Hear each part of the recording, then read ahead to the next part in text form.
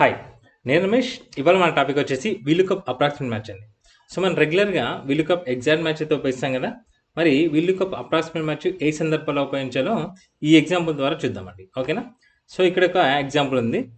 Bill వైజ్గా bill details, like bill డీటెయిల్స్లో customer name ఉంది అండ్ కస్టమర్ పర్చేస్ చేసిన వాల్యూ ఉందన్నమాట.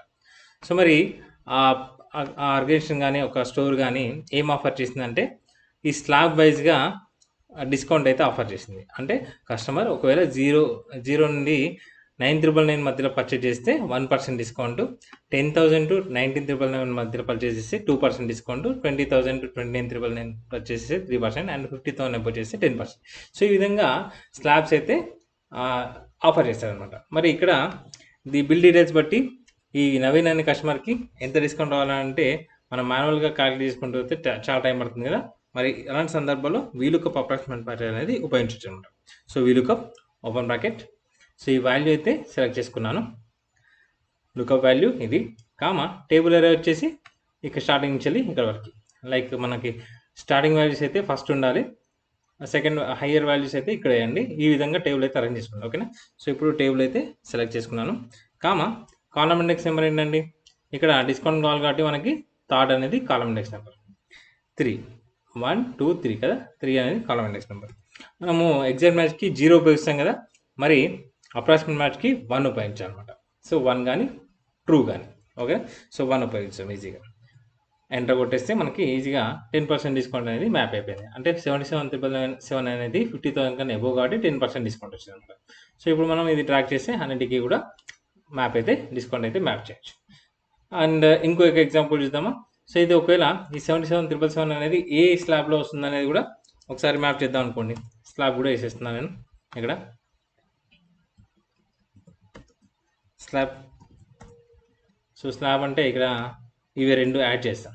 లోవర్ వాల్యూ టు స్పేస్ ఇచ్చేసి హయ్యర్ వాల్యూ ఇద్దాం. ఓకేనా. సో ఇది ఒక స్లాబ్ లాగా ఇచ్చేద్దాం. దీన్ని డ్రాగ్ చేసి, సో ఇది స్లాబ్ 0 to 399, 10,000 to 999 కదా.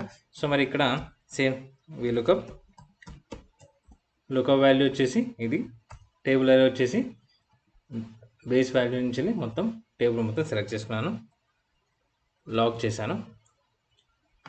కాలమ్ ఇండెక్స్ నెంబర్ ఇప్పుడు స్లాబ్ కాబట్టి 4th కాలంలో ఉంది కాబట్టి 4, అప్రాక్సిమేట్ మ్యాచ్ కాబట్టి 1 ఇస్తున్నాను. ఓకే. సో 1 క్లోజ్ ప్రకటిస్తే సో మనకి ఇది ఏ స్లాబ్లో ఉంది వస్తుంది అనమాట. లైక్ ఇది 50,000 అండ్ 50,000 to 50,000 ఎక్కువ ఉంది అనమాట. ఓకేనా. ఆ స్లాబ్లో ఉంది. సో ఈ విధంగా ట్రాక్ చేసి ప్రతి ఒక్కటి కూడా ఏ స్లాబ్లో ఉందో కూడా తెలుస్తుంది అనమాట. సో మరి ఇంకో ఎగ్జాంపుల్ చూద్దామా. ఆ విధంగా షీట్ 2కి వెళ్దాం. ఓకేనా. ఇక్కడ ఒక ఎగ్జాంపుల్ ఉంది. సో ఇవన్నీ ఇన్వాయిస్ నెంబర్స్ అనమాట.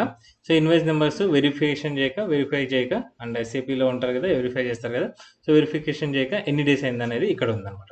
సో మరి దీని ఏజింగ్ క్యాలిక్యులేట్ చేద్దాం. లైక్ ఒక 1 month మధ్యలో, లైక్ ఇక్కడ ఒక పీరియడ్ చూసుకున్నాం కదా. సో 0 ఉంటే కరెంట్ పీరియడ్లో పెండింగ్ ఉన్నట్టు. సో 1 to 30 days వరకు 1 to 30 days అని ఒక స్లాబ్, అండ్ 31 to 60 days అనే ఒక ఏజింగ్ బకెట్ లాగా. ఓకేనా. 61 to 90 days అని ఒక ఏజింగ్ బకెట్, ఎబో 90 days అని ఒక ఏజింగ్ బకెట్. ఓకేనా. సో మరి లో వాల్యూస్ని ఇక్కడ వేసుకున్నాము. సో బకెట్ అంతా ఇక్కడ డివైడ్ చేసాం కదా. సో బకెట్ లాగా ఇచ్చేసాం కదా. ఇప్పుడు మనము దీనికి వీలుకప్ అప్రాక్సిమేట్ మ్యాచ్ చేసేసి అది ఏ బకెట్లో మ్యాప్ అవుతుందో చూద్దాం. VLOOKUP open bracket. సో ఇది లుకప్ వాల్యూ, కామా టేబుల్ అరే అంటే ఇది రెండు సెలెక్ట్ చేసుకుంటాం, లాక్ చేయండి, కామా